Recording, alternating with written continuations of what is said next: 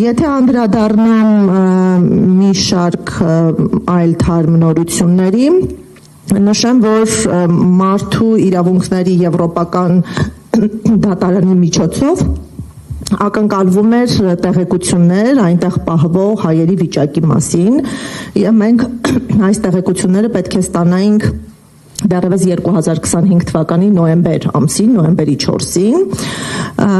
Ադրբեջանի կառավարությունը շուրջ 2 անգամ լրացուցիչ ժամանակ խնդրեց դատարանից եւ վերջնաժամկետը հունվարի 8-ն էր։ Կարող եմ հաստատել, որ մենք հունվարի 12-ին ստացել ենք տեղեկություններ, որոնք 16-ի առնչությամբ պարունակում են տվյալներ նրանց առողջության ընթացքում իրականացված բժշկական զննությունների, գտնվելու վայրի, պահման պայմանների վերաբերյալ, կից ներկայացվել են որոշ լուսանկարներ, թե խցերի եւ թե անձանց վիճակի առումով,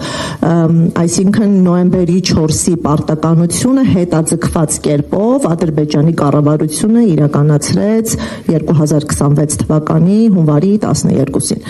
Եվ մենք ունեցանք մի դրական տեղաշարժ, որը հաճելի անակնկալ էր մեզ համար, դա 2025 թվականի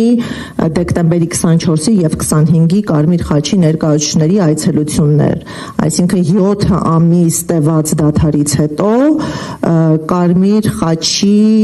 ներկայացուցիչները Ժնևյան գրասենյակի անունից այցելություն իրականացրեցին, բայց ուզում եմ հստակեցնել, որ սա ad hoc մեկանգամյա փոխհամաձայնեցված այցելություն էր եւ այն կանոնավորության չի ենթարկվում, հաշվի առնելով, որ գրասենյակը իր գործունեությունը դադարեցրել է,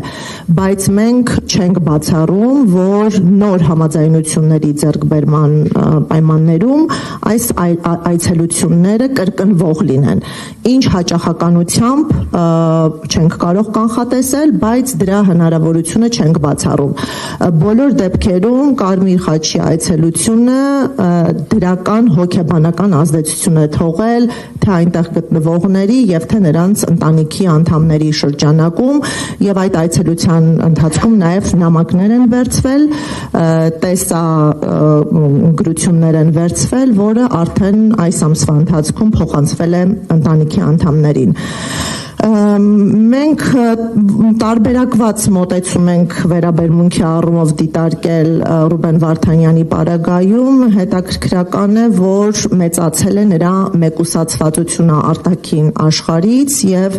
ընտանիքի միջոցով տեղեկացանք, որ պակասել է զանգերի հաճախականությունը,